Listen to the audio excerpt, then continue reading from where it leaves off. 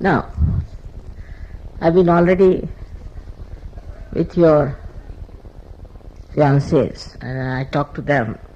I praised you a lot. Now, first thing we have to know that this marriage ceremony that we have organized with a purpose. The first purpose is that we regard marriage is very essential for Sajva. If somebody doesn't want to marry, we say, all right, you get out of Sajva, we saw that. Now, why marriage is important? Because marriage is like a big yajna, it's like a big tapasya, you can call it, or is a great experience.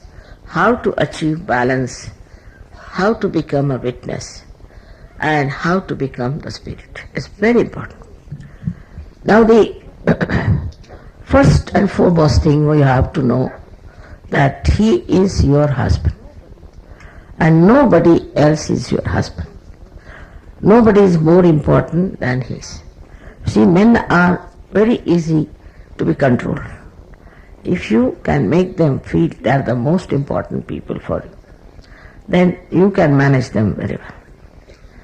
But the first, foremost ambition should be, or the idea should be, that I'll make my married life extremely happy. Because if the married life is happy, you will be happy. Now men have a habit of sometimes losing temper, doesn't matter, that's their habit.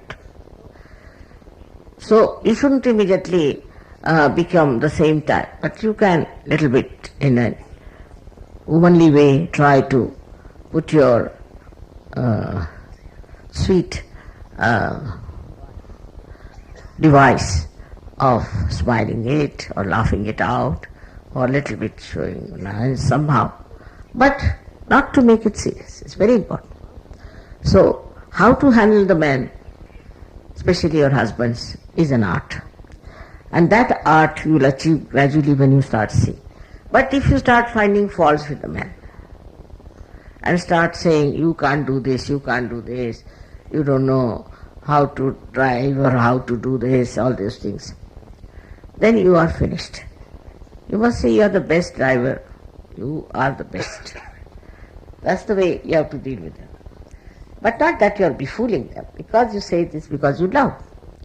And love is the basis between you and him, nothing else. Not money, not what you have got for him or he has brought for you, nothing of that. All these things are not materialistic. They have nothing to do with matter. Love is something which you can express also through matter sometimes by giving some nice presents or nice food or something.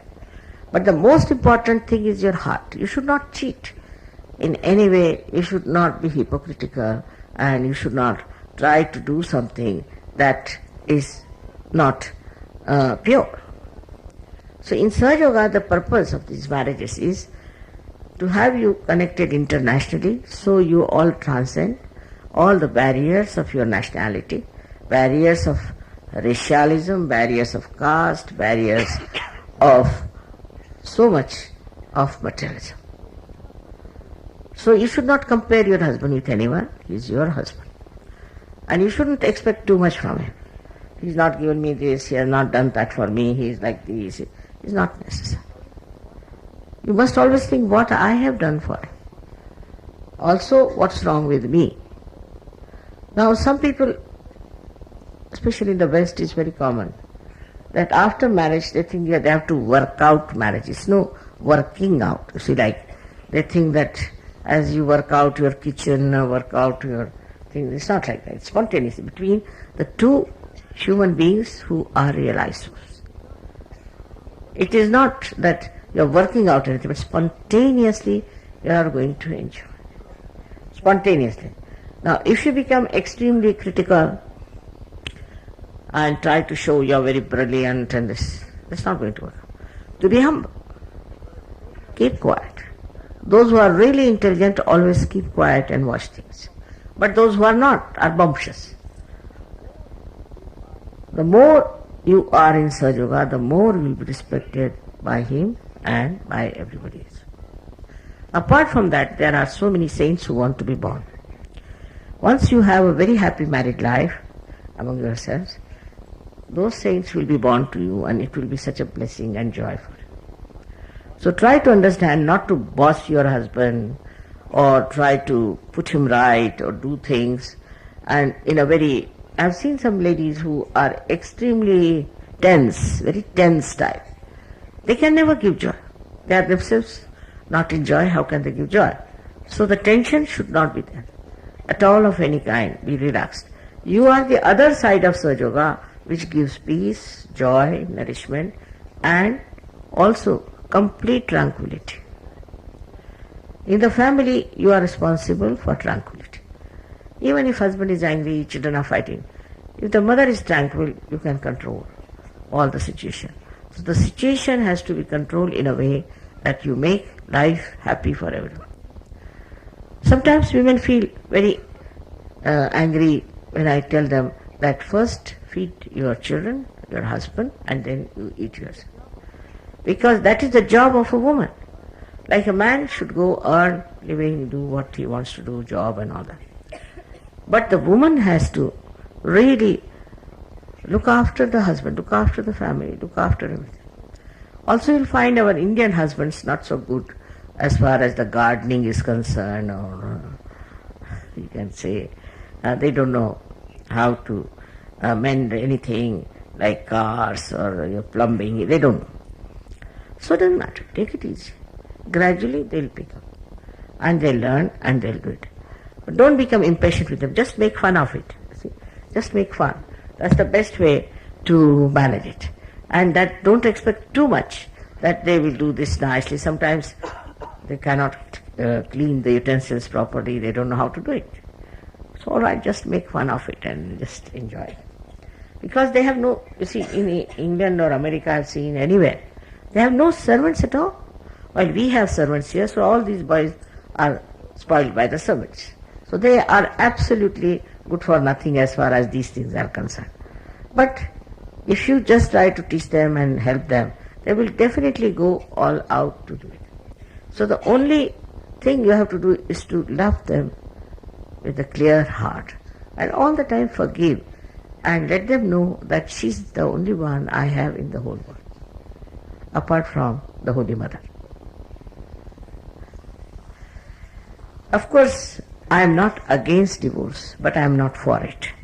In the sense that I don't like people when they divorce. But when things are impossible and difficult and one has to go in for such a thing, doesn't matter. Sometimes one has to do it. But it should be very rare. One should not think of a divorce at all. People think of divorce in the West mostly because of the laws, because the wife gets the money or the husband gets the money. But in Sahaja Yoga, if you are married, all these things, even if you are divorced, I will not support. Moreover, another thing is that the wife should not take money from the husband and send it to her relations. Never. It's a very, very wrong thing. Is to support your family through the money of their husband. Absolutely not allowed. That should not be done. You should not put the pressure of your family on your husband. You see, there has to be a clear-cut understanding for all of you that you will not take, you must keep your self-respect. Don't ask for anything. If he gives you anything, well and good. But don't ask, don't demand. That means you are not a surgeon. If you are a satisfied soul, why should you ask for it? Or somebody gets something, she has got this, she has, nothing of the kind. You be satisfied.